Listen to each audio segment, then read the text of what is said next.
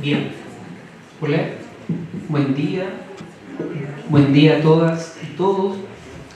Vamos a dar inicio a la actividad de inauguración del año académico de la Escuela de Pedagogía, Historia y Ciencias Sociales. Agradecemos, por supuesto, su presencia, la presencia de la profesora Diana Veneros, que nos está acompañando en este día. Doy la bienvenida a las profesoras y profesores de nuestra escuela, estudiantes, en fin, a nombre de la escuela. Entonces, además de darle la bienvenida, espero que tengamos una jornada adecuada, interesante, que la profesora pueda compartir varios puntos de vista que sean relevantes para iniciar este año, que va a estar lleno de actividades en nuestra escuela. Todas estas actividades van a estar, por supuesto, vinculadas a los intereses de una escuela que tiene como principal tarea la formación de profesoras y profesores de Historia y Ciencias Sociales, por supuesto en diálogo con distintos desafíos contemporáneos y otros no tan contemporáneos, ¿no? Pero que todavía nos siguen acompañando. La estructura de la presentación va a ser la siguiente. Después de mis palabras de bienvenida, el profesor Pedro Rosa va a hacer una breve presentación de la profesora Diana Veneros, para que ustedes puedan entender por qué tomamos la opción de convidarla a esta actividad y ella gentilmente aceptó. Muchas gracias. Y posteriormente vamos a escuchar a la profesora. Por cuestiones de tiempo, vamos a ver si es factible realizar un intercambio de preguntas, respuestas en relación a lo que haya sido presentado. Entonces, nada, espero que tengamos una jornada muy interesante. Muchas gracias.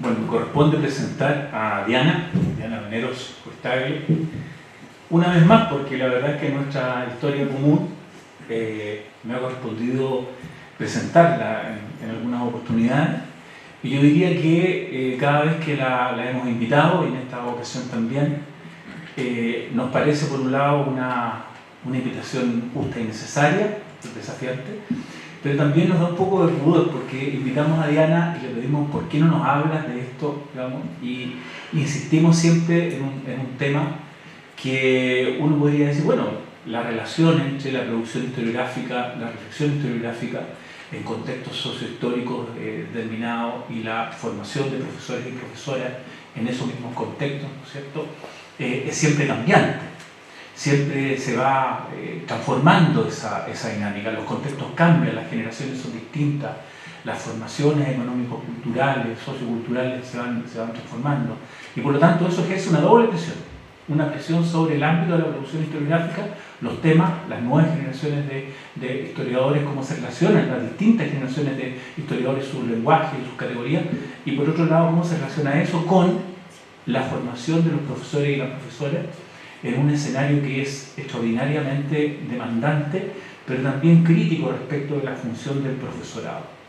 Entonces, ese es el desafío que le colocamos, y por supuesto eso yo creo que pone a Diana en una tensión siempre, porque tiene que algunas cuestiones fundamentales y los elementos centrales de esas definiciones, colocarlos a dialogar, ¿no es cierto?, con las transformaciones del presente. Y en este caso, por supuesto, el desafío del presente tiene que ver con aquello que está colocado, ¿no?, en la imagen que está a mi espalda, pero que sin duda dialoga perfectamente con lo que ha sido esta tensión histórica permanente. O sea, frecuentemente la historiografía tiene que hacerse cargo de las problemáticas del cambio social, de la transformación. Hay una demanda social por historiografía, una demanda social desde los sectores subalternos, pero también hay demandas sociales desde los sectores dirigentes de la sociedad por cierto tipo de historiografía distinta a la otra. A su vez hay una demanda social por una determinada formación de profesores y profesoras.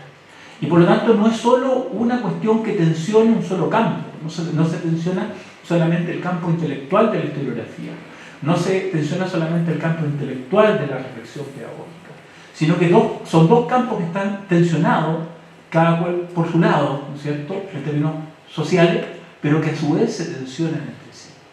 Por lo tanto, digo, nuevamente invitamos a Diana Venero siempre a esta intriga, ¿no? A esta intriga histórica en la cual uno busca ciertas explicaciones.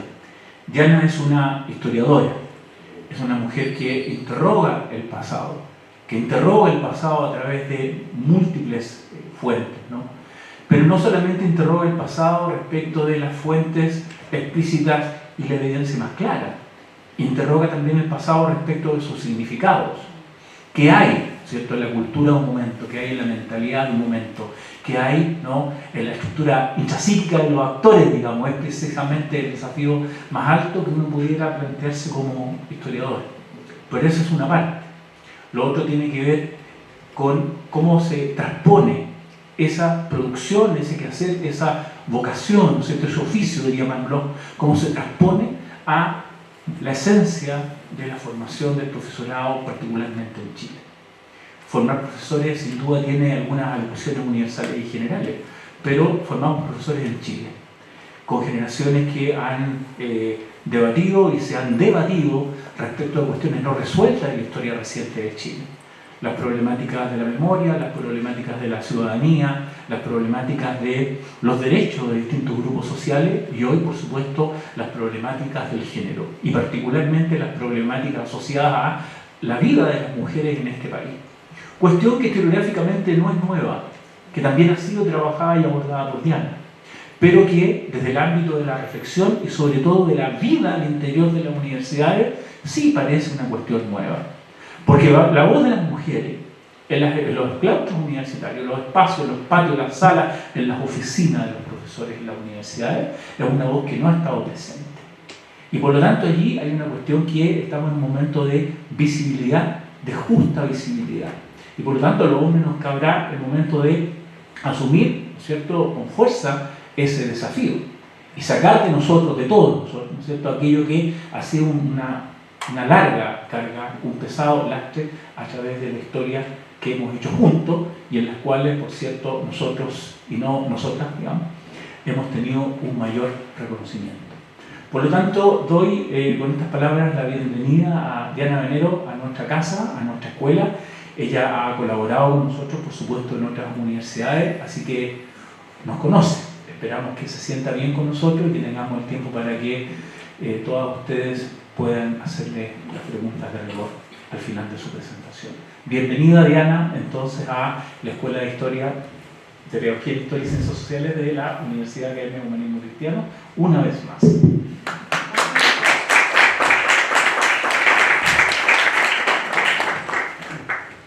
Bien, muchísimas gracias, Pedro. Muy buenos días a todos y a todas. Es realmente un tremendo gusto estar nuevamente en la Universidad Academia de Humanismo Cristiano. Esta casa me ha acogido siempre muy bien y por eso vuelvo. Yo soy historiadora, de acuerdo con la presentación de Pedro, pero antes que nada soy profesora. Y esa es una precisión que es muy importante hacer, porque a mí la universidad no me formó para ser historiadora. Y quien haya venido a esta universidad para salir como historiador o historiadora, espero que esté equivocado. Porque lo que la universidad debe hacer es formarlos y formarlas como profesores o profesoras de historia y ciencias sociales. El ser historiador se hace con el oficio, se hace en los archivos, ¿no? Se hace tragando un poco de polvo de los folios desgastados por el tiempo, ¿no? Pero lo que yo soy y a lo que no renuncio es al ser profesor, ¿no? Y ya de eso van unas cuantas décadas que por un poco de pudor y de vanidad no voy a decir cuántos son. Voy a colocar la educación sexista en un contexto que me parece muy importante para personas que están precisamente asumiendo el desafío de llegar a ser profesores, ¿no? quiero incitarlos más allá del pensar la profesión desde el ser hombre o ser mujeres, simplemente desde el ser profesor. ¿Qué es ser profesor? ¿Cuáles son los desafíos que hoy día se yerguen sobre una profesión tan noble, sobre una profesión tan difícil hoy día, dadas las condiciones del contexto, sobre una profesión sobre la cual todo el mundo tiende a vertir una mirada esperanzadora? Porque si las nuevas generaciones no son formadas, ¿no?, un destino bastante aciago como humanidad nos espera. A la altura de mis años, que ya son algunos, ¿no?, uno podría decir que el mundo en estos últimos 50 años, yo soy baby boomer, soy una miembro de la generación de después de la Guerra Mundial, una generación muy gloriosa, cuando comienzan efectivamente a materializarse los cambios en las sociedades, ¿no?, las críticas al consumismo post Segunda Guerra Mundial, el nacimiento de esta aguerrida generación estudiantil que quiere cambiar el status quo, ¿verdad?, a través de la reforma universitaria, ¿no? Las primeras que, no diré nos sacamos porque sería mucho, las primeras que se sacaron el sostén y lo colocaron, ¿verdad?, como un símbolo de lucha, precisamente para llamar la atención de la sociedad frente a las tremendas desigualdades que se planteaban desde entonces, y por cierto desde mucho antes, en relación con las mujeres, ¿no? La generación que asistió a los problemas del Watergate en los Estados Unidos, que también asistió, ¿verdad?, a esta suerte de ascenso esperanzador de JFK, de John Fitzgerald Kennedy, en la presidencia de los Estados Unidos. Nada que ver con él. No voy a decir nada. Nada que ver con Trump, dejémoslo así. En fin, esa generación fue mi generación. Y con esa generación, evidentemente hoy día, ya no tenemos muchas relaciones de continuidad, ¿no? Han acaecido tantos cambios en estas últimas décadas que difícilmente nos reconocemos en los 50 años previos. Y aquí uno podría decir que desde el punto de vista histórico y también psicohistórico se han planteado significativas rupturas y discontinuidades en el tiempo histórico, probablemente debido a la aceleración de este tiempo, al tenor de las revoluciones a las cuales hemos asistido. Últimamente, la revolución tecnológica, que efectivamente ha hecho que exista una brecha inconmensurable entre el mundo de 50 años atrás y el mundo de hoy. Ahora, el impacto que eso ha tenido en las sociedades desde un punto de vista psicosocial ha sido también enorme, porque hoy día vivimos con la falta de certidumbres. Si teníamos alguna certidumbre en el siglo XIX, al amparo del positivismo y del paradigma racionalista, hoy día ya no las tenemos. Las certezas se han derribado una a una, también en el ámbito de la historia, en el ámbito de la física, en el ámbito de la cosmología, ¿no? Hoy día estamos frente a la inteligencia artificial. Pronto vamos a ser desplazados por las máquinas en cuanto al pensar, e incluso al pensar con emoción. De manera que, ¿qué nos espera? Eso es parte de la incerteza. Ahora, como educadores, y todos aquí somos educadores, porque hemos elegido la vocación de educadores, vamos a tener que interactuar en un futuro inmediato en el marco de estas mega tendencias que están transformando a la educación y que la OECD en el año 2016 identificó como aquellas que tienen un peso gravitante en la educación y que son la globalización, el Estado, cómo no, la megalopolización, los cambios sociales y culturales, ahí nos vamos a detener un rato, particularmente los cambios en la familia, los nuevos estudiantes y los cambios tecnológicos. Eso les va a tocar a ustedes. Yo voy en retirada. El impacto que estos cambios tendrán en ustedes están por verse. Este es un cuadrito que de alguna manera representa los desafíos de la megalopolización, ¿no? Hay ciudades hoy día que son más grandes que países. Pensemos en Hong Kong, pensemos en la India, en Nueva Delhi, que tienen más población que algunos países europeos pequeños y que representan en el microcosmos todas las tensiones que hoy día agitan a las sociedades contemporáneas. Las demandas de la planificación urbana en ciudades que están contaminadas, donde hay mucha población que vive en condiciones de desigualdad, que vive en guetos de pobreza o que vive en guetos de riqueza, ¿no? Ciudades que se ven conminadas a asegurar una incierta seguridad, valga la paradoja, ¿no? A ciudades que deben proveer de trabajo a sus residentes, a ciudades que se ven hoy día presionadas por las demandas de los inmigrantes, ¿no? Y que reflejan, reitero, todo lo que acontece en un país que ve a la vez cómo sus fronteras, podríamos decir físicas, pero también sus fronteras mentales, están siendo presionadas desde fuera. Ahora, cuando yo veo todas esas presiones, y esto es de la OECD, ¿no?, me siento conminada a pensar, bueno, ¿qué impacto tiene entonces la megalocalización en la educación? ¿Qué preguntas debería hacerme yo como profesor frente al impacto de estos cambios?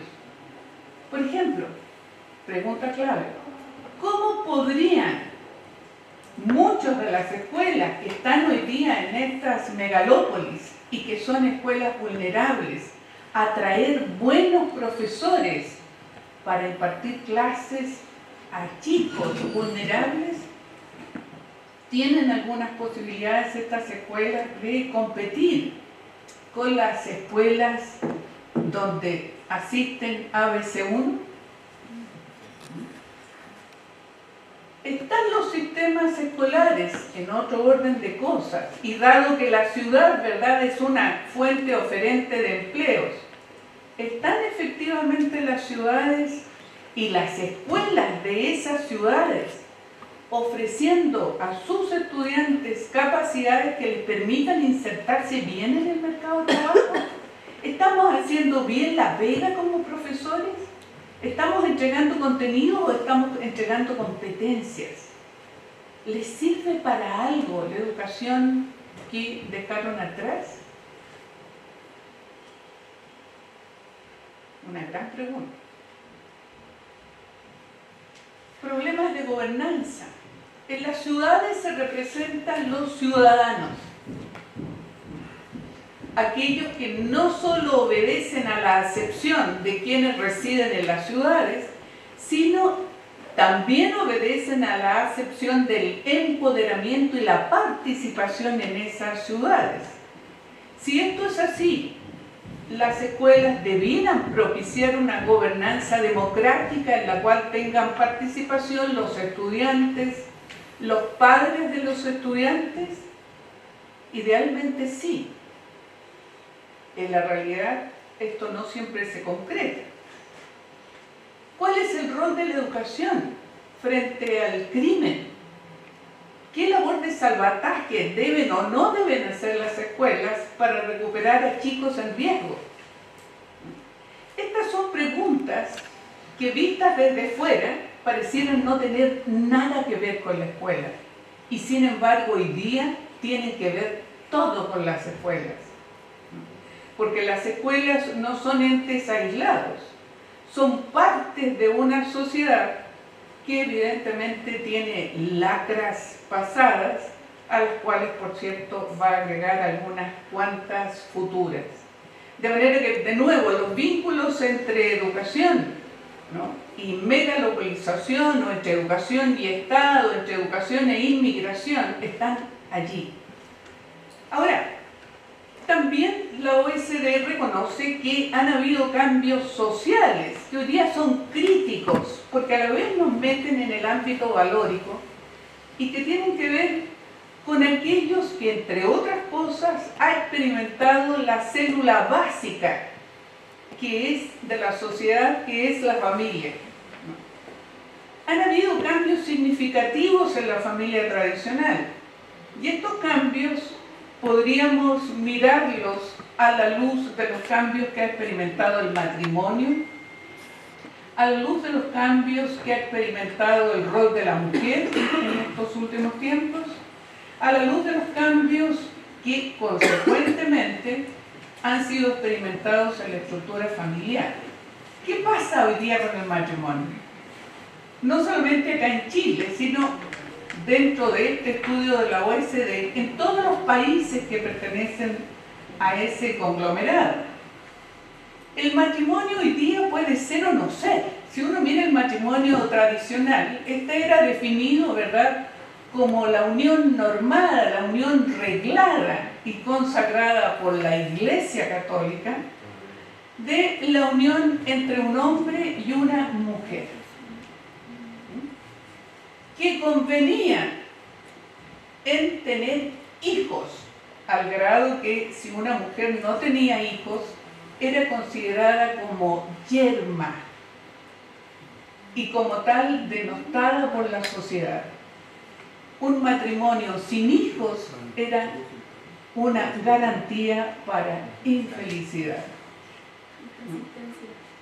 Hoy día el matrimonio puede ser o no una opción. Allí donde es una opción, los estudios plantean que los jóvenes demoran a lo menos 4,5 años en casarse en las sociedades occidentales. Es decir, si antes se casaban a los 22 años como promedio, hoy día fácilmente pueden demorarse hasta los 26, 27 años.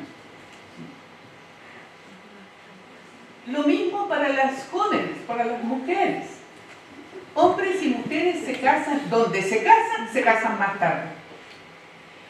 Allí donde no se casan, evidentemente pueden entrar o no en una relación de pareja con cohabitación consensuada, ¿verdad?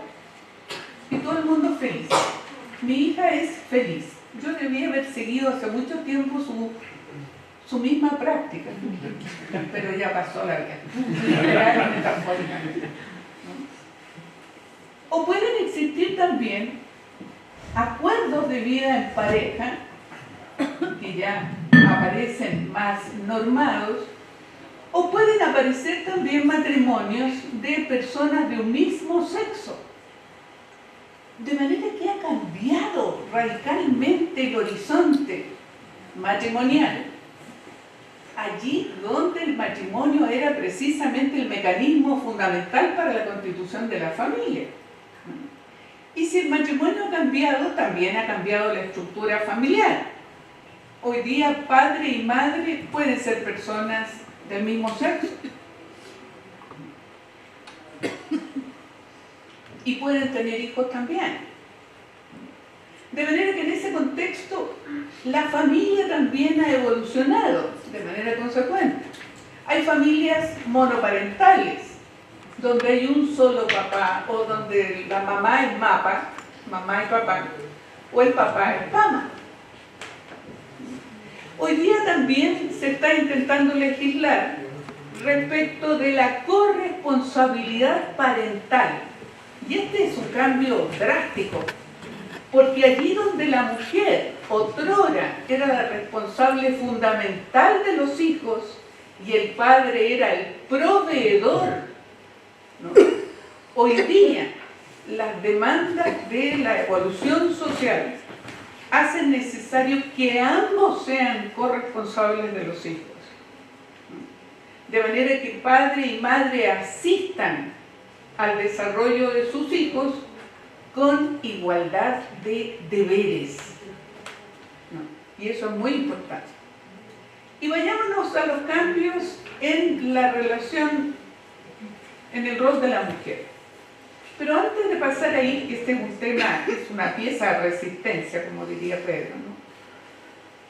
Vayamos a las preguntas que uno podría formular a esta relación familia y escuela, entendiendo que la familia ha cambiado mucho, ¿verdad?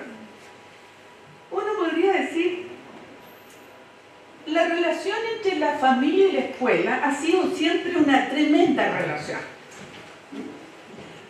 Particularmente en algunos contextos, las mamás se pasan en los colegios, particularmente en aquellos enclaves de mayores ingresos. ¿Es esta una relación deseable o no? Ustedes van a ser profesores y van a tener a los papás ahí presionándolos, de repente les van a intentar pegar si no le colocan un 7 a sus hijos. Extrapolen su propia relación familia y escuela que acaban de dejar atrás con la que eventualmente se va a imponer en unas décadas más. ¿Cuánto poder tendrán los padres en el colegio? ¿Cuánto poder tendrán los estudiantes en los colegios? ¿Cómo va a mutar el ascendiente tradicional del profesor en esos contextos? Fíjense que aquí hay una cuestión interesante. Cuando yo era estudiante, además en un colegio de monjas, no volaba una mosca en el aula.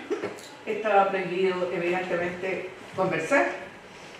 Estaba prohibido mirar de una cierta manera a la monja de turno, ¿verdad? La sumisión era un colegio solamente de niñas, de niñitas. La sumisión, ¿no? Esta actitud aquiescente de las mujeres estaba allí manifiesta. La transgresión de esa suerte de ideal entre implícito y explícito era penalizada. Hoy día la relación al interior de un aula entre el profesor y los estudiantes ha cambiado de manera significativa. El profesor ya no es el dios ocioso que está en la estratosfera, ¿verdad? Y al cual ustedes no pueden mirar muy alto. Y menos en una relación de tipo simétrico, equivalente. Hoy día sí la hay. Eso ha traído impactos, ha traído efectos, sí, buenos y malos, como en todo orden de cosas. De pronto la dilución completa de los niveles de autoridad no es positiva. De pronto sí lo es, allí donde soy capaz yo de generar un aula verdaderamente democrática, donde los derechos de unos no excedan a los derechos de los otros. De manera que en ese contexto uno podría decir las relaciones entre la familia y la educación son altamente esperadas, pero dentro de marcos preestablecidos. Ahora bien, dijimos que habían cambiado las familias, dijimos que habían cambiado las formas de casarse o no casarse, y también ha mutado de manera significativa el rol de la mujer. Y esto nos sumerge entonces en el tema de la disertación, que es el tema de los cambios de las mujeres y por qué hoy día hay alboroto, hay conmoción social al tenor precisamente de la asimilación de esos cambios, ¿no? Cuando uno mira hoy día las sociedades se nos presentan tremendamente diversas. En los supuestos básicos que nosotros teníamos de las sociedades, han ocurrido cambios trascendentales, ¿no? Han acontecido en el ámbito del género y han acontecido también en este ámbito del mutante rol de las mujeres, cuyo rol mutante no siempre es conocido y reconocido por las sociedades, Y aquí seamos claros y seamos serios. La sociedad no va a cambiar porque nosotros de manera voluntarista aspiremos a un cambio aquí y ahora. Lamentablemente el cambio, el tiempo de los cambios del hombre individual o de la mujer individual no son los cambios de las sociedades. Muy pronto aprenderán que, de acuerdo con Brodel, la historia se mueve a distintos ritmos. Hay un tiempo de las estructuras que es distinto al tiempo de las mentalidades y distinto también al tiempo de las coyunturas. Hay cambios políticos que pasan todos los días y que son los tiempos del periodista. Hay otros cambios que ocurren, como el cambio económico, por ejemplo, que puede ocurrir en el ámbito de una coyuntura de décadas, 30, 40, 50 años. Hay cambios en las mentalidades que toman centenares de años. ¿Cambian las sociedades? Sí, terminan cambiando. Pero cambian sujetas a este ritmo que es tremendamente insidioso y también muy desesperanzador en algunos casos, porque a uno le gustaría que los cambios tuvieran lugar más rápidamente. Cuando yo entré a la universidad, a trabajar como docente en la universidad, y empecé a trabajar el género, a nosotros nos decían las vendedoras de tocuyo. El tocuyo es una tela burda, una tela sin mayor trabajo, una tela que usaban las clases populares, ¿no? El tocuyo es la típica tela del sayo, ¿no? De esas batas largas, informes. Nos decían las vendedoras de tocuyo.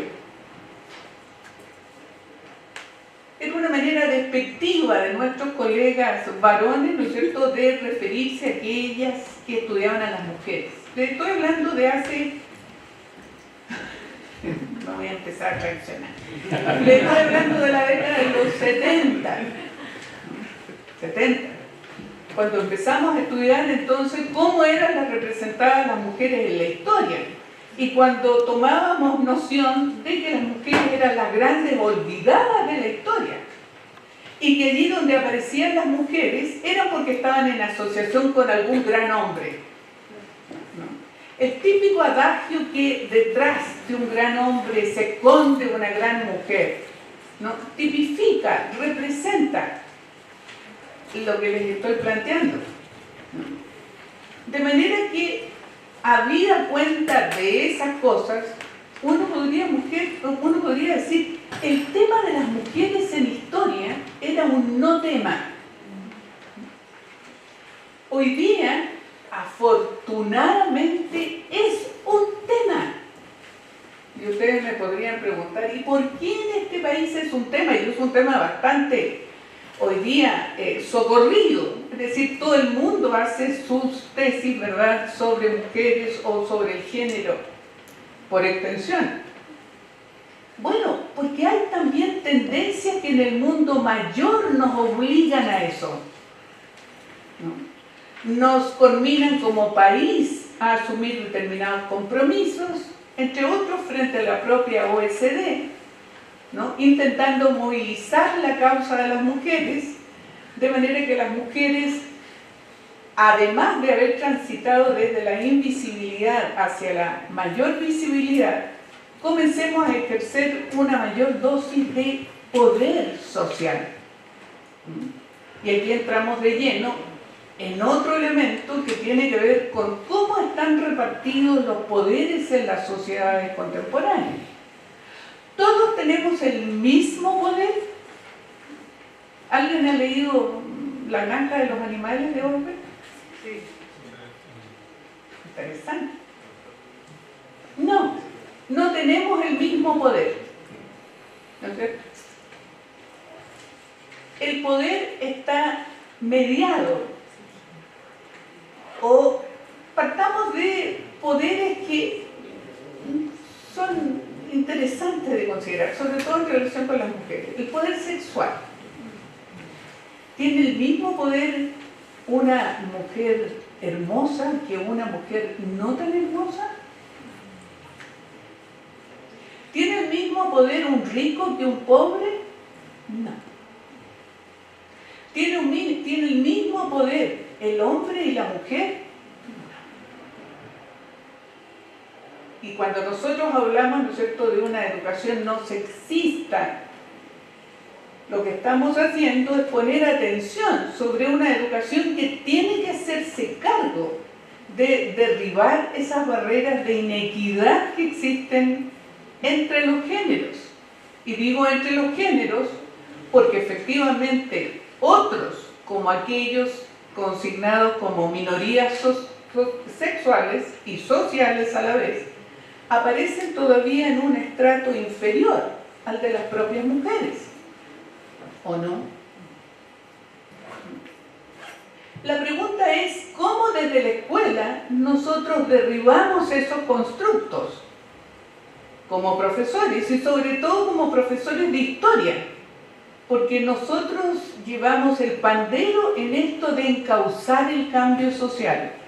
Si algo quieren hacer para marcar la diferencia que ustedes dejarán, ¿verdad?, como una suerte de legado una vez que abandonen la práctica docente, es cómo hacer la diferencia en relación con los estudiantes que confían en ustedes su futuro. ¿Qué hacer? Ustedes son agentes de cambio social, todos los profesores lo son, particularmente los profesores de historia y ciencias sociales. Ustedes están llamados por vocación, pero también por una demanda de la profesión, a ser líderes y lideresas. Y uno de los cambios que van a tener que llevar adelante es aquel que tiene que ver con una educación que se abra a la diversidad, que se abra a la generación de una cultura para la paz, que se abra a una cultura de respeto al medio ambiente, que se abra a una cultura de la interculturalidad. De manera que el desafío no es menor en lo que atinge a ustedes. Y en relación con el aula y este tema que nos convoca, aquí hay, pareciera ser, una cantidad equivalente de varones y mujeres, ¿no? Durante un tiempo temimos que la pedagogía volviera a feminizarse. Es muy bueno que haya pares genéricos en esta relación. Y en relación al cambio social con epicentro en los roles de la mujer y en las demandas de una educación no sexista, ¿cómo van ustedes a desarrollar el cambio social? ¿Cómo van a encauzar ese cambio? ¿Cómo van a hacer menos traumática la transición? Los cambios psicosociales están llenos de trucos. No acontecen solamente en la práctica cotidiana de las personas, acontecen en el sustrato más profundo de los imaginarios. Apelan a nuestros prejuicios. Ustedes como profesores van a tener todo tipo de prejuicios, todos los tenemos. La demanda es a una educación que se abra. ¿Qué significa una educación no sexista? Una educación que no tenga un currículo oculto. Se llama currículo oculto precisamente todo aquel que no está escrito, que no está regulado, que no forma parte del corpus normativo que da el Ministerio de Educación. Es lo que nosotros llevamos al aula y que se nos escapa. En el marco del currículo oculto, por ejemplo, un profesor discrimina muy fácilmente. Discrimina niña cuando en la clase de matemáticas le pregunta más a los varones que a las mujeres. En ellos está operando el supuesto de que las mujeres son más inferiores intelectualmente que los varones. Y como son inferiores, consecuentemente no van a ser tan capaces para aprender los principios de las matemáticas como los varones. Están haciendo discriminación de género cuando están asumiendo como normal, por ejemplo, que las mujeres vayan a casarse. Así que ¿para qué van a aprender? Si se van a casar o se van a embarazar, porque ese es el discurso de hoy día. ¿Para qué si se van a embarazar? Y como se van a embarazar, van a estar obligadas entonces a permanecer en su casa. ¿Cómo se desarraiga? ¿Cómo se desestructura el prejuicio? Nuestros amigos reconstruccionistas dirían que por la vía de la descomposición o de la explicación última de aquello que forma parte del prejuicio. Por ejemplo, ¿sabían ustedes que este supuesto de que las mujeres somos intelectualmente inferiores al hombre parte en el siglo XVII con el estudio de la biología y sobre todo de la biología reproductiva? ¿Qué creían los médicos entonces?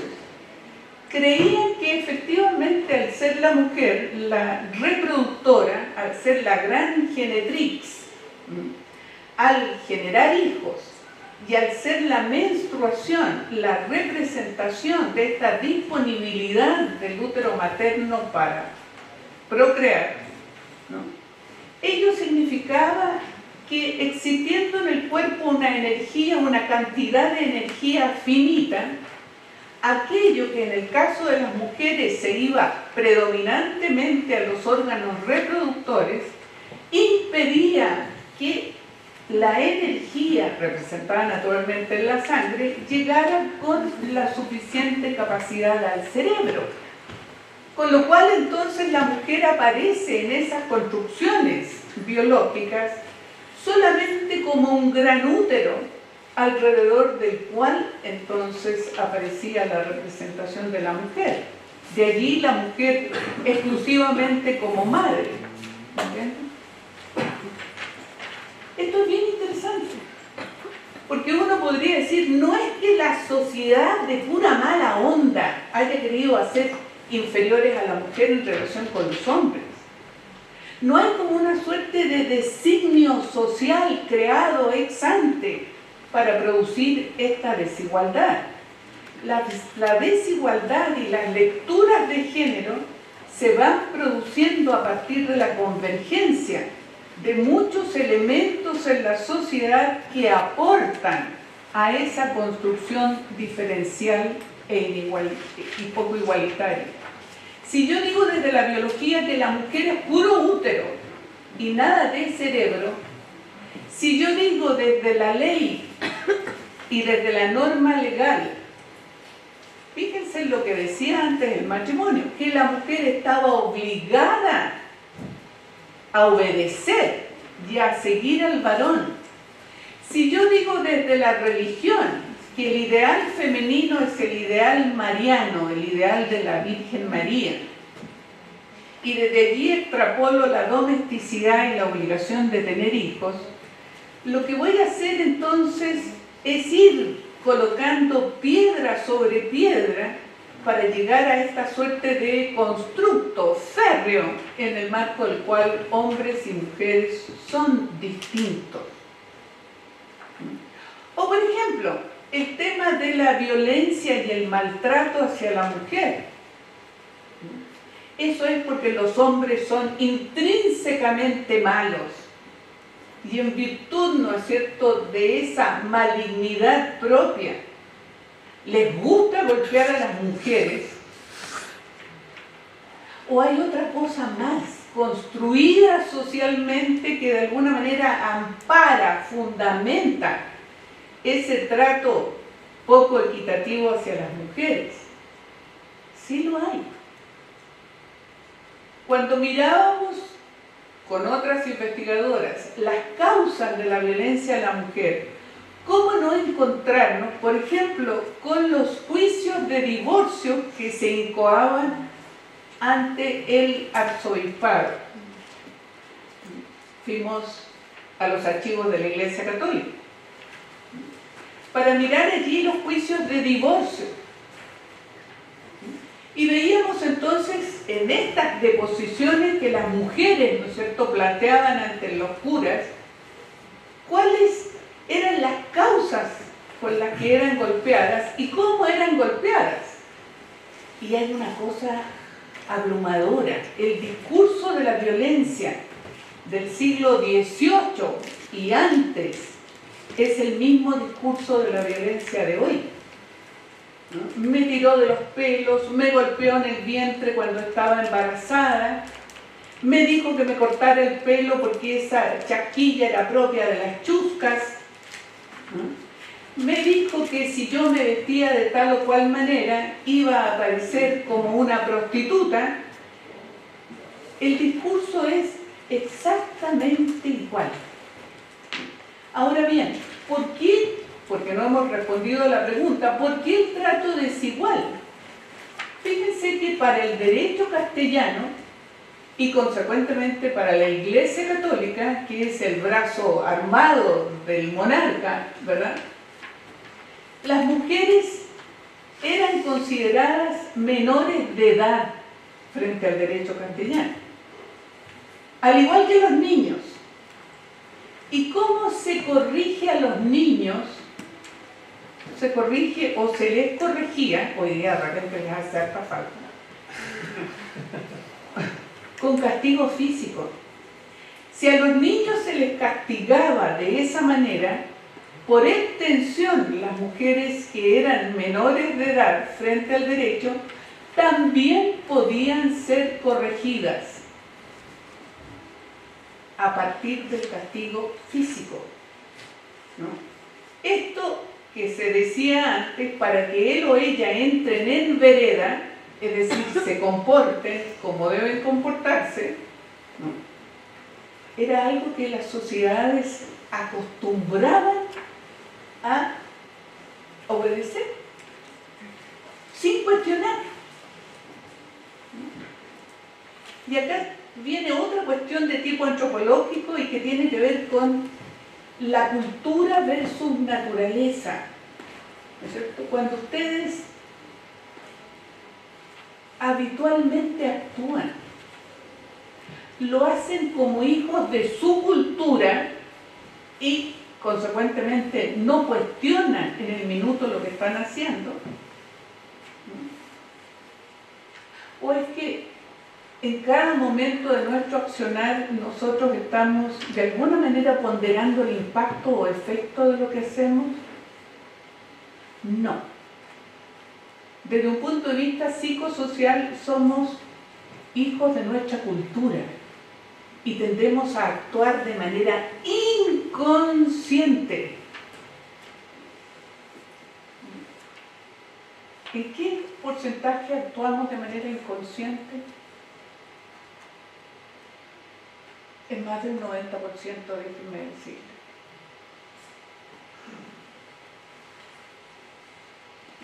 Aunque se crean racionales. Y aunque crean que están actuando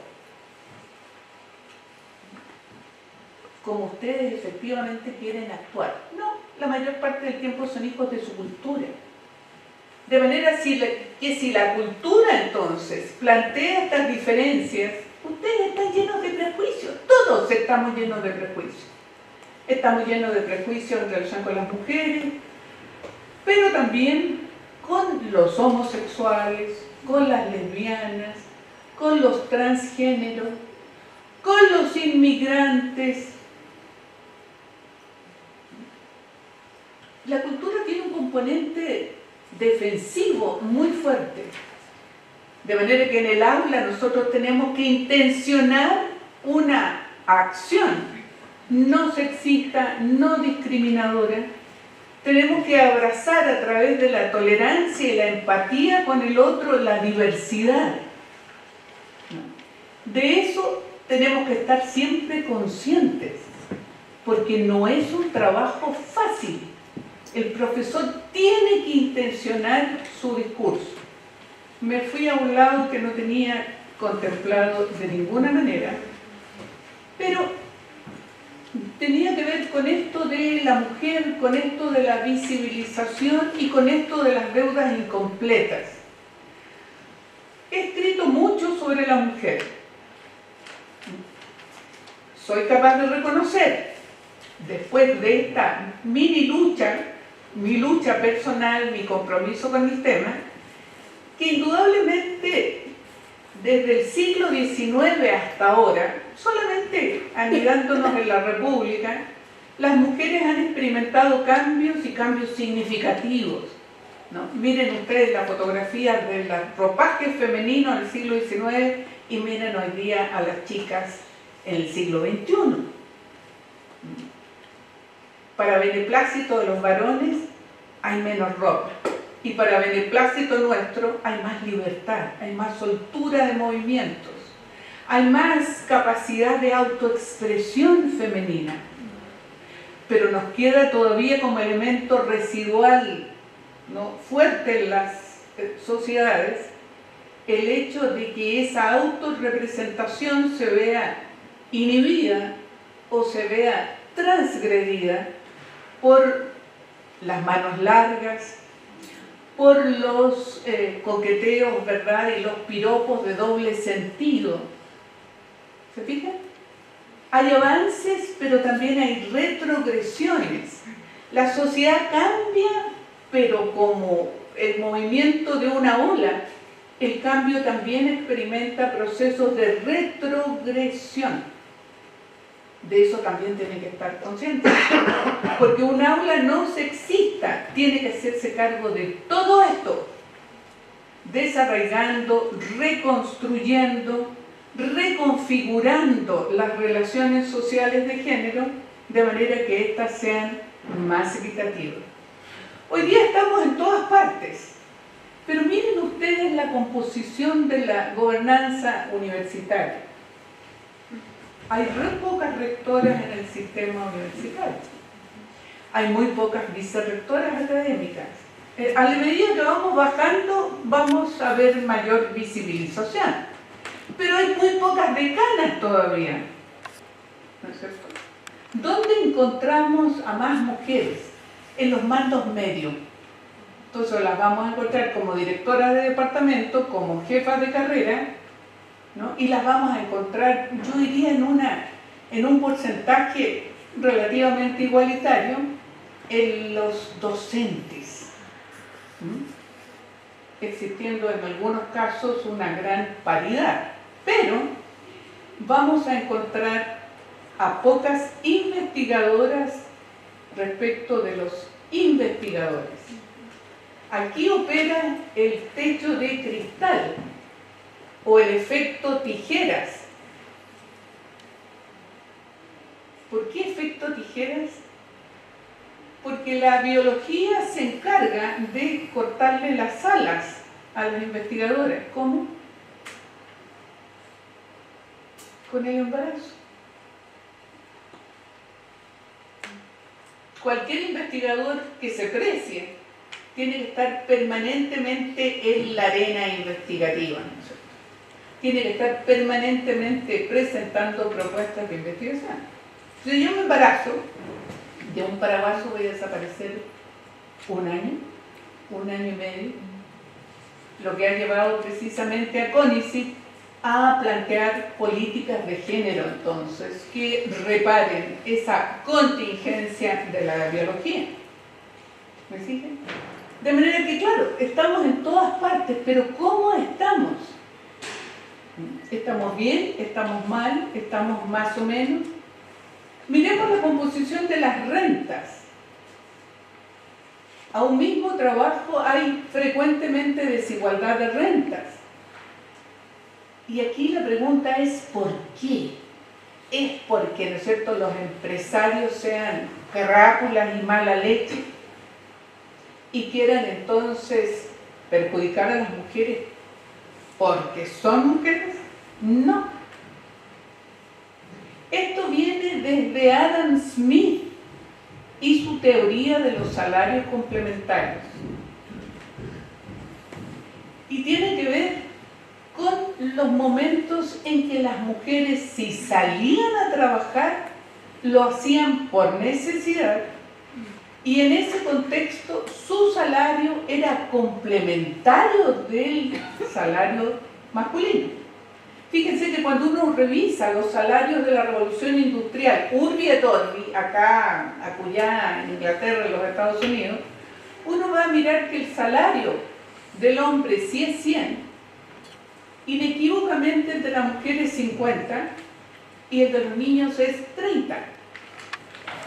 Opera la idea, ¿verdad?, de que el salario familiar es el que debe subvenir a las necesidades del grupo familiar, de manera que la parte principal la aporta el varón y subsecuentemente las mujeres y los niños. ¿Sí? Tampoco hay aquí una agenda previa de malquerencia de la sociedad hacia las mujeres.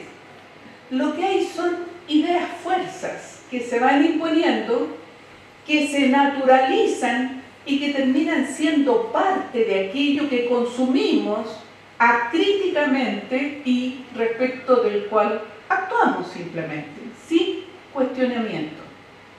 De manera que cuando nosotros hablamos de nuevo de un aula no sexista, de lo que estamos hablando es de este efecto desmantelamiento que nosotros tenemos que hacer de las sociedades, de manera de reconstruir, representar, permitir el despliegue de los talentos de todos y cada uno de nuestros estudiantes en el ámbito de una igualdad de derechos de todos y cada una para representarse. Ni que hablar de la situación política.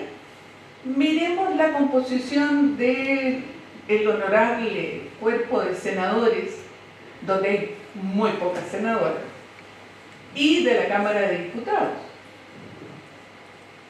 Fíjense que las fuentes, y por eso para ser historiadores los insto a que vayan a los archivos, son muy ricas en este respecto. Si las mujeres somos inferiores a los hombres, eso quiere decir que no podemos hacer política. Se decía en el siglo XIX, pero también en el XX, un poquito antes de que se cediera a las mujeres el derecho a voto presidencial, se decía que las mujeres en política iban a ser muy apasionadas y que en vez de actuar con la razón, iban a operar con el instinto y con el corazón. Se decía que las mujeres iban a votar por el candidato, ¿no es cierto?, que las interpelara en otros aspectos extrapolíticos. Puede ser así, pero eso no es privativo de las mujeres, también de los hombres, ¿no? ¿Cuántos italianos no votaron por la Cicciolina? Y solo porque la Cicciolina tenía grandes pechugas. Es cierto que muchas mujeres votaron por Frei, ¿se acuerdan? Pero porque Frei era como el epítome de todo aquello que debía ser un hombre pro, muy católico, muy preocupado de su familia. En fin, de manera que la idea un poco de esto que les estoy planteando es decir que así como la sociedad se ha construido de un determinado talante, generando entonces diferencias de poderes y generando de manera sostenida desigualdades e inequidades, es nuestro rol como profesores desconstruir para volver a construir. ¿Se ha pasado tan pronto el tiempo? Demasiado pronto. Aún tenemos. No, pero no voy a cansar, pero ni completo. Bueno, en este esfuerzo de reinventar, hay un concepto que me encanta. Uno tiene que reinventar la historia, ¿no? Y tiene que reinventarla en la medida ojalá con un cierto sentido de anticipación. Lo malo es que los seres humanos somos recalcitrantes y somos bastante reacios a cambiar. La pregunta es, ¿para qué cambiar si todo parece estar bien? ¿Está bien? No. Miremos la tecnología, salgamos de la mujer, vamos a seguir, si ustedes me permiten, unos 15 minutos para intentar, bueno, no sé en qué slide, yo estoy sumamente entretenida. Estábamos con el discurso de la OECD, ¿verdad? Y de todas estas influencias de la globalización, del Estado, de la megalocalización, de la familia, de la tecnología. Este es un tema que a mí me fascina. Esto va a hacer que me mantenga joven durante un tiempo más. Ustedes no pueden vivir sin tecnología. Algunos de ustedes son millennials, algunos otros son de la generación Z. Yo creo que yo soy la más vieja de todos acá. Yo soy la única baby boomer. Fíjense que cuando uno mira la tecnología para los profesores sigue siendo hoy, yo diría, un elemento atemorizante. Cuando pienso en la tecnología hoy día, no logro sustraerme a la idea de la tecnología y la gravitación de la tecnología en las sociedades, como cuando en la revolución industrial, a fines del siglo XVIII, cuando la máquina aparecía como este ente amenazador, traga hombres. Hoy día la tecnología para muchos de nuestra generación opera igual. Y para los profesores también. La mayoría de los profesores que hoy día están en el sistema se sienten incómodos con la tecnología, no logran dominarla, no logran traducir el discurso profesorial a sus estudiantes desde la tecnología, cosa que ustedes no van a tener como amenaza o como peligro, porque ustedes representan a una generación que se siente muy cómoda con la tecnología, con una tecnología de la cual no pueden prescindir, ¿no? Tampoco yo, pero claro, no estoy pegada al teléfono 24/7 como lo están ustedes, por ejemplo. No tengo esa obsesión por estar mirando a cada minuto el teléfono. Ustedes sí. No. Y lo digo en el mejor de los sentidos, no como crítica, es simplemente. ¿No? Ahora, las tecnologías tienen sus ventajas. De partida nos ahorran tiempo. Yo puedo ser multitarea frente a un computador y me encanta. Tengo como 80.000 distintos archivos abiertos. Así también se me ve. Pero me permite ir y volver a distintos archivos. Entre medio yo puedo pagar cuentas en el banco de manera directa. Si tengo hambre, puedo con una aplicación, ¿verdad?, pedir un sándwich.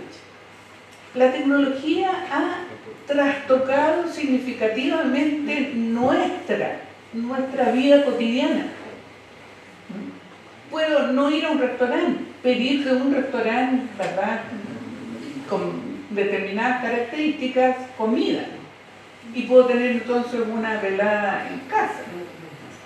Y la tecnología y la conectividad, me carga el Instagram, me carga el Twitter, me carga el Facebook, y ahí ya muestro la hilacha. Soy definitivamente vieja. Ustedes no, ustedes se mueven en esos circuitos. Ya vamos a ver los problemas que eso tiene, indudablemente. Tienen un acceso a la información maravilloso, pero tienen acceso a cosas fascinantes y también a pura caca. ¿Por qué? Porque la información que yo encuentro en la red es una información sin filtro. De manera que uno podría decir, frente a la tecnología, ¿cuál debe ser el rol del profesor? Debe ser enseñar al estudiante a desarrollar un pensamiento crítico que le permita discriminar aquello que en la red es fiable, diferenciándolo de aquello que no es fiable.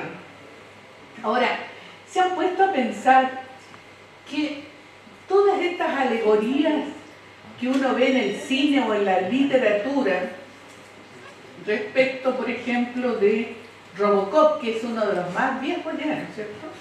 Robocop, o hoy día los cyborgs. ¿Qué son esas? ¿Son alegorías?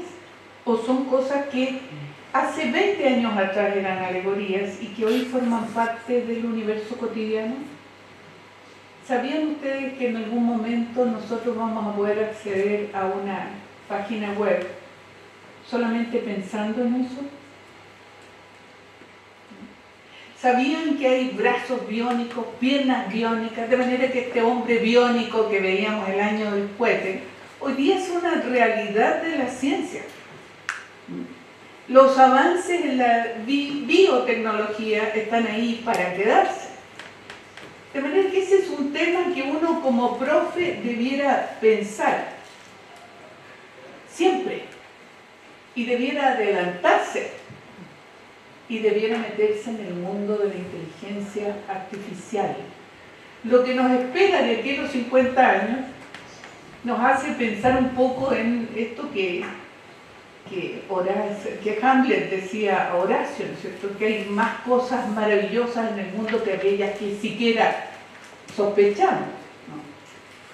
Evidentemente las mega tendencias no se las voy a contar porque son un poco apocalípticas. Obviamente se van a acabar todos los recursos naturales, ¿verdad? Habrá diferencias todavía flagrantes de aquí al 2025 entre ricos y pobres, entre países pobres y países ricos, ¿no? La inequidad, la desigualdad, el temor al futuro, lo lamento, es parte de una constante que va a estar allí. Contradictoriamente vamos a vivir más tiempo, vamos a vencer el cáncer. ¿Cómo? A partir de unos nanobots que nos vamos a tragar probablemente. Había otra película también que trabajaba la Raquel Welch, en que se metían en un cuerpo humano a través de una minúscula cápsula.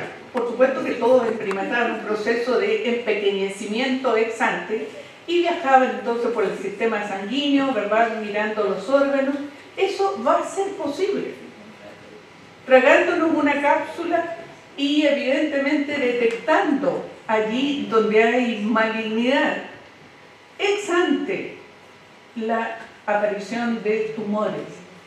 De manera que uno podría decir, pero ¿para qué quiero vivir tanto tiempo en este contexto muy cataclísmico? En fin, existencia de social bots o robots espías.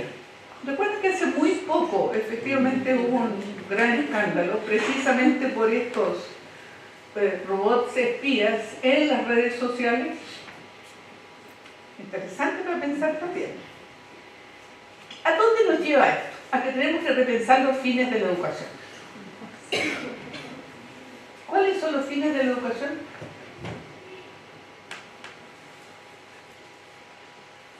¿Cuáles son los fines de la educación? ¿Por qué están acá?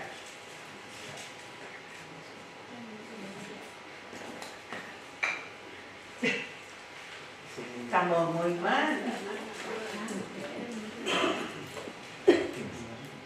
¿Hay alguno que ustedes conozcan? Y está bien que no los conozcan,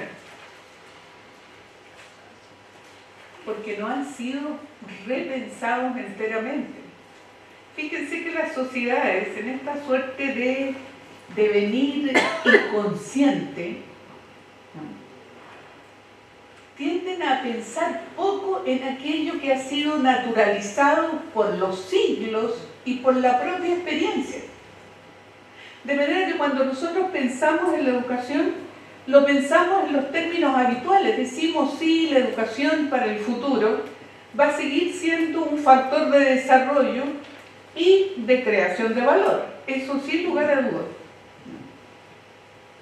Pero, a la vez, nos quedamos siempre cortos en relación de para dónde va la educación y sobre qué supuestos debe operar, sobre qué modelo descansa nuestra actual educación. esto probablemente no les va a sorprender, pero nuestro modelo educacional hoy día tiene como soporte el paradigma racionalista, ¿no es cierto?, decantado por Descartes, y tiene su soporte en esta suerte de disyunción de esferas, en el marco del cual nosotros miramos el mundo en función de pares de opuestos: cuerpo, alma, ¿no?, esencia, existencia. ¿Se han dado cuenta de que pensamos el mundo en díadas que no se juntan jamás? Hemisferio derecho, hemisferio izquierdo, ¿no? Hay un hemisferio que le hace a la investigación crítica y otro que le hace a las preguntas existenciales de la filosofía. Ese modelo no ha sido contendido y hoy día ya no funciona, porque no tiene ninguna concordancia ni con el horizonte filosófico ni con el horizonte tecnológico que teníamos en aquella época. ¿Se dan cuenta de los cambios? ¿Se dan cuenta de que Brodel opera? Hay tiempos de las coyunturas, hay tiempos de las mentalidades. Las mentalidades son siempre más reacias a la transformación, ¿no? La cultura se defiende.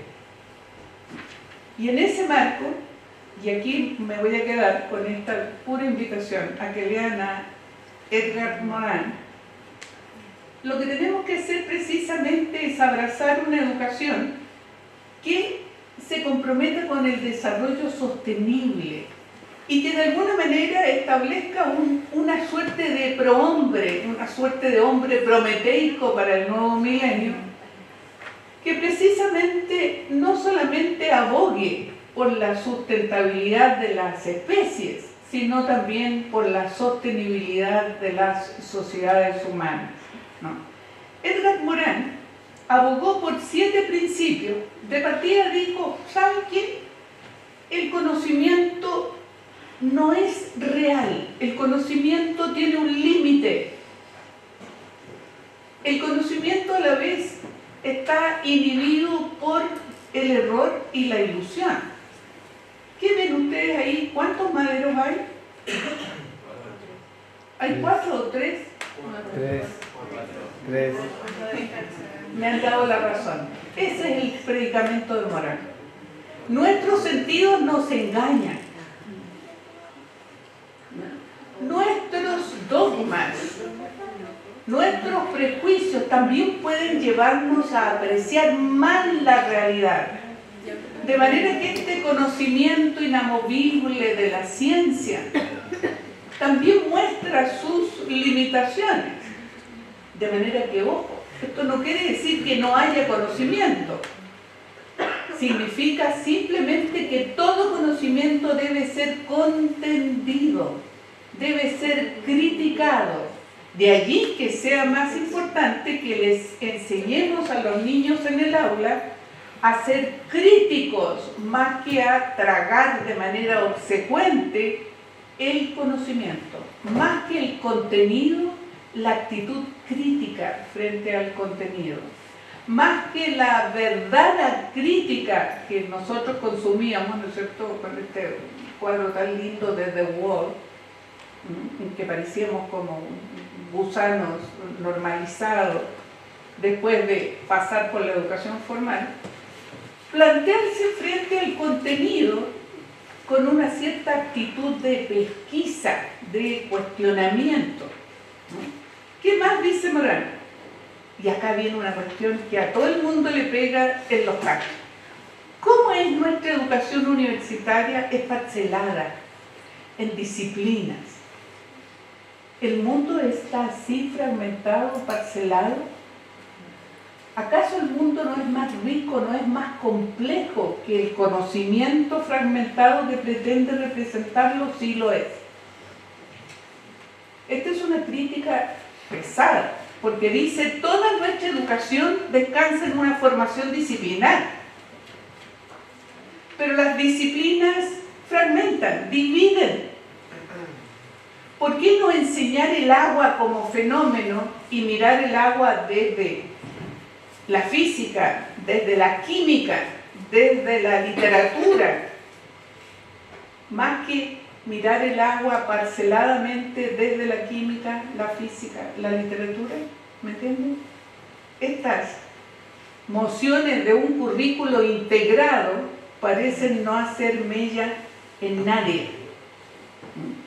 Pero el mundo es complejo y nos va a pasar la cuenta. Enseñan en el colegio a que todos somos parte de una única condición humana más allá de las diferencias nacionales, culturales, no con la precisión necesaria. Esa es una omisión. ¿Enseña la identidad terrenal? Tampoco. ¿Y acaso por mandato y en el marco de esta conectividad no somos todos partes de un mismo universo de seres? Hoy día se han dado cuenta de que todos los seres humanos están conectados y que esto no es un chiste, ni es una alegoría. Estamos efectivamente conectados. ¿Y qué hacemos con la posibilidad de esa conexión? ¿Qué hacemos como profesores? Instalamos en el aula una suerte de, por ejemplo, la posibilidad de entrar en contacto con chicos de otras aulas, de otros países. Eso sería un ejercicio maravilloso. Y acá viene una cuestión interesante. Yo les decía antes que el siglo XIX nos regaló certezas. El siglo XX nos regaló incertezas. ¿Qué es lo que tenemos que hacer en el XXI? Simplemente aprender a navegar en un océano de incertezas, deteniéndonos en archipiélagos de certezas. No todo el conocimiento es inane, es vacío, es inconducente. Ese conocimiento nos debe servir para proyectarnos a un futuro incierto. ¿Ustedes saben cultivar la tierra? Deberían.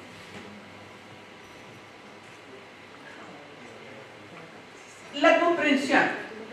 Acá hay una cuestión también súper interesante. Estamos llenos de redes sociales, de conexiones, urbi et orbi. Si fuera por eso, no habría odios, no habría violencia. Y la hay. De manera que lo que se impone es a enseñar la comprensión humana. Nos vamos a quedar aquí porque ya se está... Y la ética. Hoy día la ética ni siquiera es un apéndice de los procesos de formación. ¿No sería bueno respetar la ética? Basada no en la moral religiosa, sino simplemente en la moral natural. No matar, no ejercer violencia contra otros, no discriminar, actuar profesionalmente imbuidos de un ethos mínimo. Un profesor puede engañar, y acá entramos ya a terreno de aguas procelosas.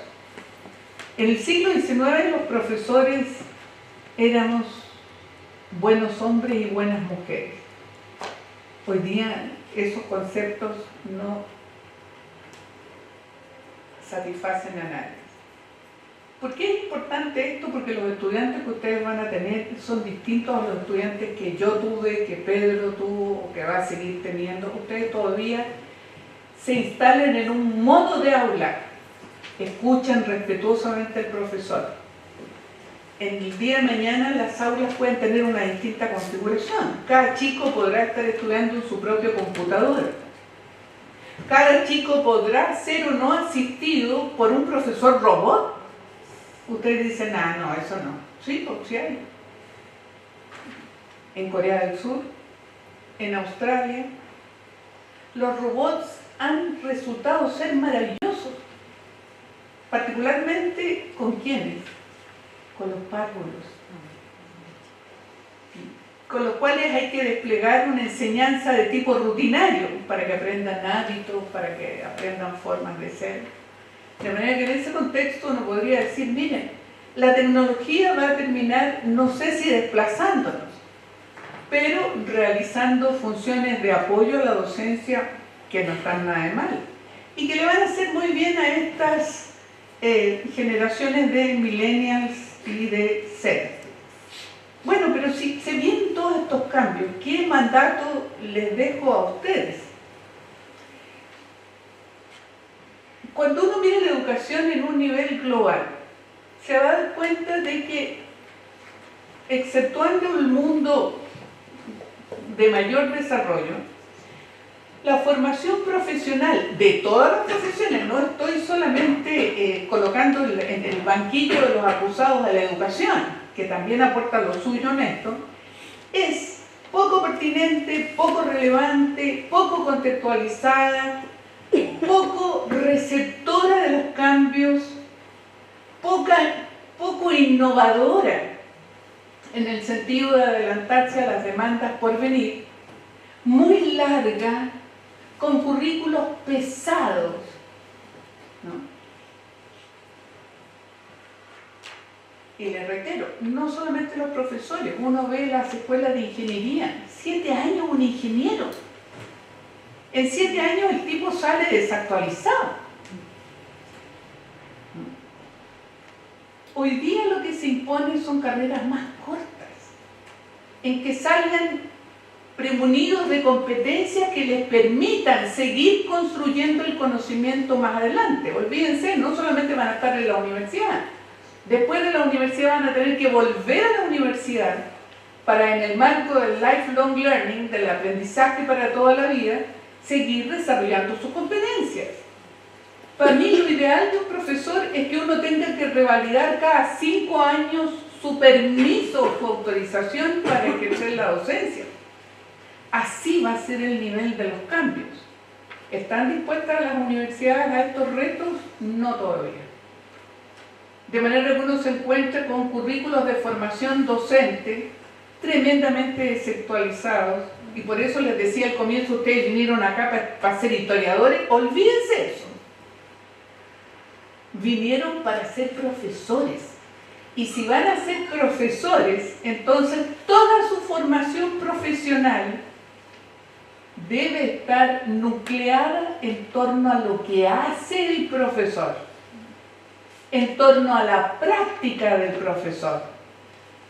Pero resulta que en muchas universidades la práctica es el pariente pobre. Se arma a la buena de Dios, en circunstancia de que debiera ser el eje de formación más importante, ¿o no? De manera que uno ve que hay divorcio entre la disciplina y educación. Oh, dicen los chicos, educación es muy mala. Yo quiero ser historiador. Váyase a estudiar licenciatura entonces, no estudie pedagogía. ¿Se fijan? De manera que ese es el primer mandato. Organicen la formación profesional en el marco del desempeño del profesor. ¿Y el desempeño del profesor dónde transcurre? En el aula. Es el aula escolar la que debe servir de guía para el proceso de formación profesional. Y el otro elemento que les dejo de regalo es que si la práctica es el eje en torno al cual debe discurrir la formación profesional, el otro debe ser la didáctica especializada.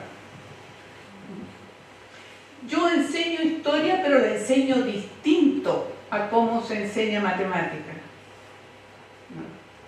El hacernos sensibles a esas singularidades evidentemente devendrán en una mejor formación de profes. De manera que mis mejores augurios entonces para su proceso de formación profesional, y que estén muy bien. Muchas gracias.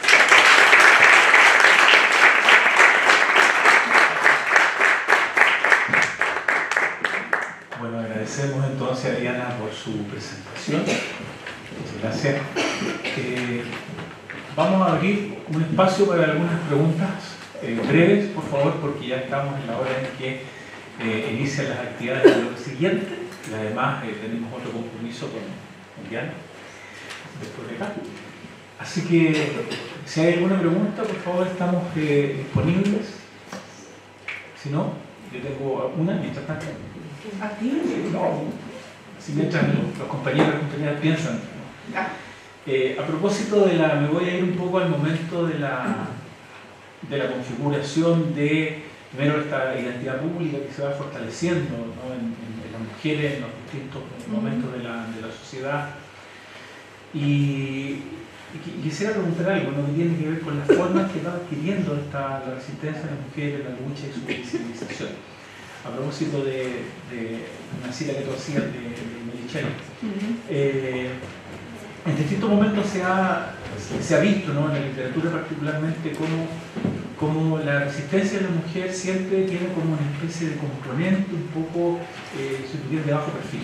Es decir, la resistencia al orden simbólico patriarcal tiene que ver con la comprensión de ese orden, con la ironización, con el uso de baja intensidad, digamos, de ciertos mecanismos de resistencia, ¿no es cierto? No una confrontación directa.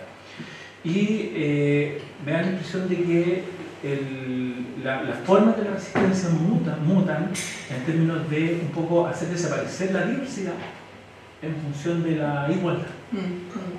O sea que tanto, digamos, es un camino que efectivamente te produce el aseguramiento de la victoria, o un camino que te produce un poco la pérdida de la identidad. Esa es una pregunta. Y la tengo hace tiempo, ¿no? Y bueno, te la hago ahora porque Muchas gracias. bueno. Ese es un temazo en realidad. Bueno, la pregunta es, ¿cuál ha sido la actitud de las mujeres durante estos 2000 años de patriarcado frente al agresor? Yo no podría decir que de partida las mujeres no han sido en la historia pasivas, para nada.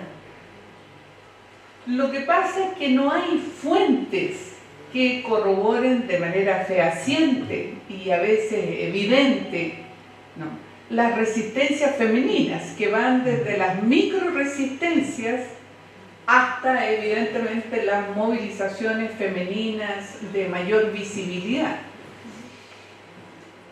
Cuando uno mira esto que tú planteabas como este fenómeno de naturalización, ¿no?, de lo que es, y en ese contexto el no cambio de aquello que es, en este caso las relaciones sociales de género y la construcción de lo femenino y de lo masculino, se da cuenta de que, claro, el establishment masculino, desde un punto de vista analítico, juega a mantener la pasividad o el estatus actual de las mujeres en función de cosas pequeñas. Por ejemplo, el volver ridícula alguna actitud de las mujeres, el hacer mofa, el hacer sorna del otro, resulta ser un mecanismo de control social impresionantemente fuerte.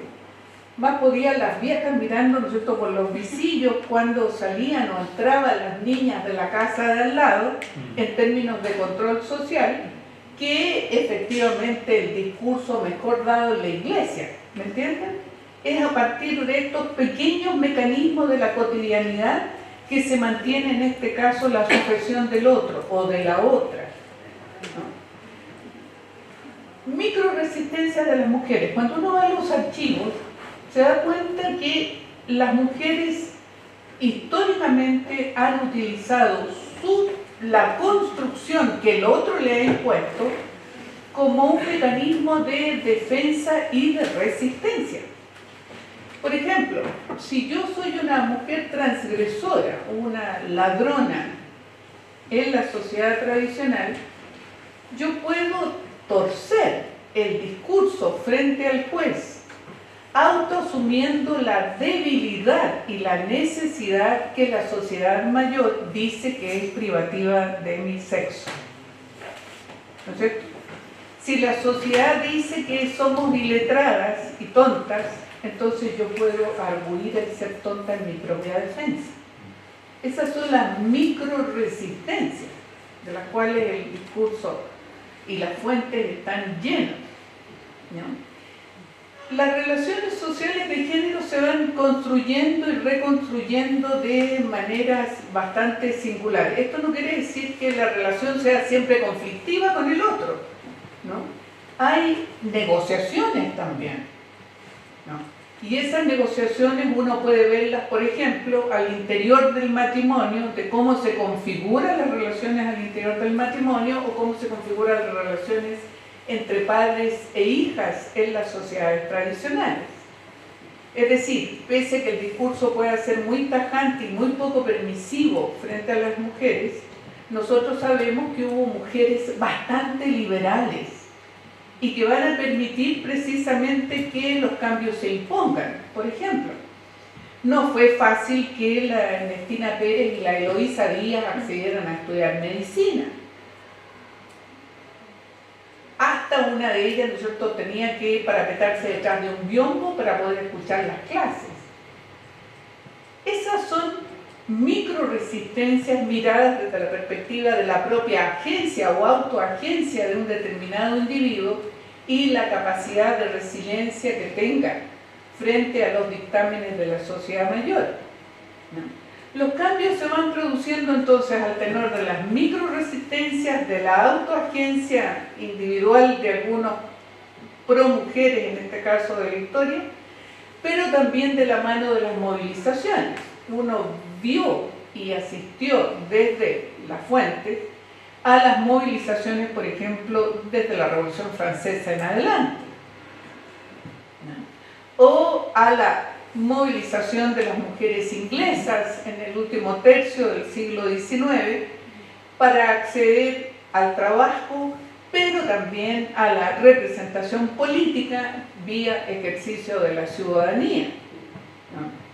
Asistió también a todo lo que resulta ser este riquísimo movimiento asociativo femenino que va a ser el que va de alguna manera a consolidar esta ideología que nosotros conocemos como feminismo y que connotativamente surge al alero de la proliferación de los otros ismos, ¿verdad? Socialismo, comunismo, feminismo, que da cuenta entonces de aquello que a las mujeres les duele y respecto de lo cual quisieran luchar, ¿no? De manera que uno podría mirar lo que está aconteciendo hoy día en el país y en el mundo en su conjunto como una suerte de este proceso de sedimentación que de la mano de las micro resistencias y acomodos sutiles, ¿verdad?, de manera de ir alcanzando cada vez más nuevos espacios de representación, hasta llegar al acuñar una determinada ideología de género, el representarse en los espacios públicos defendiendo esa ideología o abogando desde el ámbito normativo por una legislación más propicia para garantizar esa igualdad, uno podría decir que las cosas han ido cambiando. Cuando a mí me preguntan, ¿qué cree usted que tienen o que producen estas grandes movilizaciones? Uno podría decir son agitaciones en la duración. ¿Contribuyen? ¿No contribuyen? A veces sí, a veces no. No siempre la movilización tiene impacto, lamentablemente. Pero hay que seguir perseverando. Yo creo que las sociedades están más maduras que hace 100 años atrás para cometer estos cambios. Aunque fíjense que esto no excluye que de repente se produzcan nuevas invisibilizaciones de las mujeres al tenor de la propia ocurrencia de los eventos.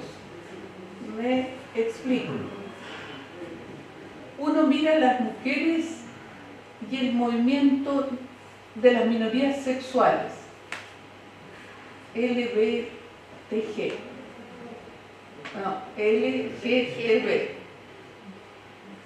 y uno ve que ha habido una suerte de oscurecimiento de lo femenino, porque lo relevante ante la esfera pública resulta ser lo otro. ¿Se fijan? Y si bien es cierto las mujeres aparecen hermanadas con los otros movimientos, pueden temer la falta de visibilización precisamente por la apertura de estos otros flancos. Eso es bien interesante de considerar. ¿Ha ocurrido históricamente? Sí. Cuando uno revisa, por ejemplo, el movimiento de las mujeres en los 60, las mujeres se cuelgan de las minorías afroamericanas para tener más voz en su interpelación a la sociedad.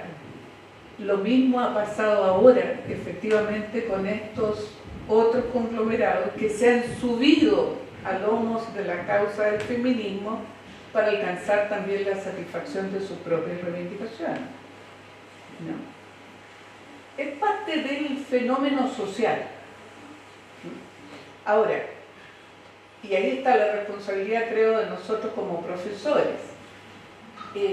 Una de mis hipótesis, sin ninguna posibilidad hasta ahora de solventarla, es ¿qué impacto ha tenido estos cambios, que han tenido estos cambios en las mujeres en la violencia? Pregunta para una investigación. ¿Hay hoy día más violencia porque las mujeres se han liberado y en ese contexto han contendido, han presionado al establishment masculino, y en ese contexto el establishment masculino ha reaccionado desde una actitud defensiva, ultranza, es decir, desde la agresión a estos cambios así proclamados de la mujer?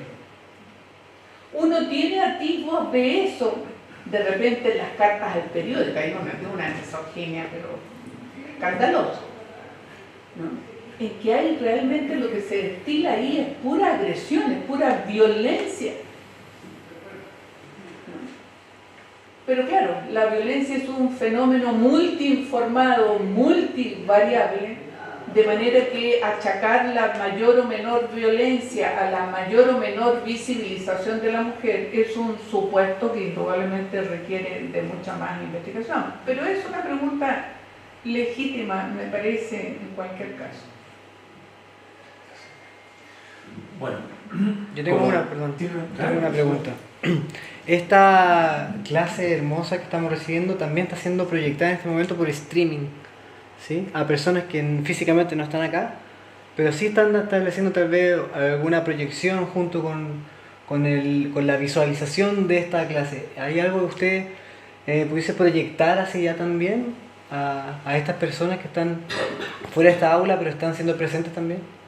¿O qué es lo que opinan ustedes? Oh, sí, hola. Bueno, bueno, de partida creo que es fantástico. Te fijas, acá hay una muestra nítida de lo que es hoy día la tecnología, cómo la tecnología nos alcanza y también facilita la transmisión del discurso. Yo creo que el sensibilizar a las sociedades sobre estos temas, particularmente desde lo que nos importa como profesores, es fundamental, ¿no? Yo, haciendo género, siempre me sentí como una evangelizadora, como una prosélita del género, pero también como evangelizadora. La verdad es que el discurso tiene que ser voceado en beneficio del bienestar de las sociedades, ¿no? Allí donde hay desigualdades y donde hay violencia de unos hacia otros, no podemos esperar que el futuro sea muy auspicioso. Pero allí donde haya mayor comprensión entre las personas, partiendo desde este respeto y aceptación de las diferencias de género en toda su expresión, allí donde haya una dilución de las fronteras nacionales para aceptar al otro que viene buscando refugio, ¿no?, desde otros países, creo que es el nuevo mandato para los educadores.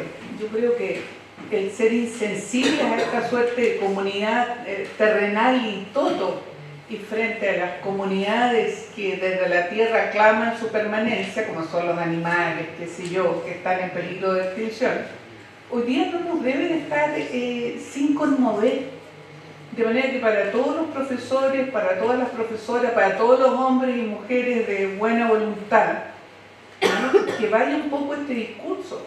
Yo creo que es el mandato de los tiempos. Yo quisiera hacer como el último un alcance uniendo un poco lo que respondía la pregunta anterior, acerca de que algunas movilizaciones se siente que tienen impacto o no.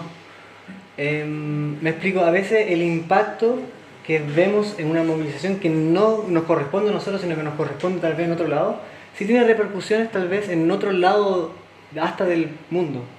No sé si me explico. Oh sí, hoy día, ¿no? McLuhan dice, vivimos en una aldea global, de manera que lo que pase aquí efectivamente tiene su correspondencia en elementos o movimientos equivalentes que están ocurriendo en todo el mundo. Yo creo que eso es muy importante, porque posiciona temas que de otra manera estarían ausentes del debate. Yo creo que a nuestra sociedad en particular le falta mucho debatir.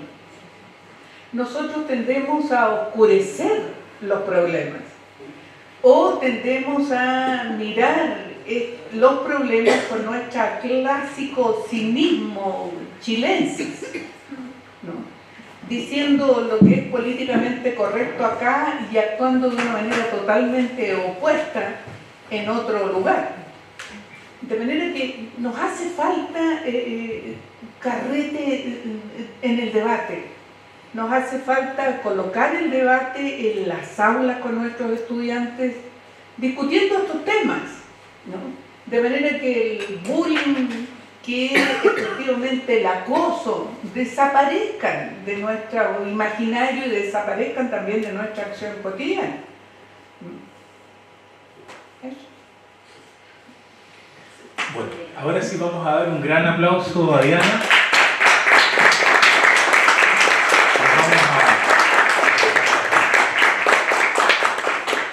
Nos vamos a despedir entonces de los que están presentes acá y de los que están presentes viéndonos por streaming en esta oportunidad. Tenemos un obsequio que Felipe, ¿cierto? Y... solo Felipe. Bueno, Felipe se le entrega un obsequio. Muchas gracias. Su presentación generosa. La carrera de todos los profesores. Dos.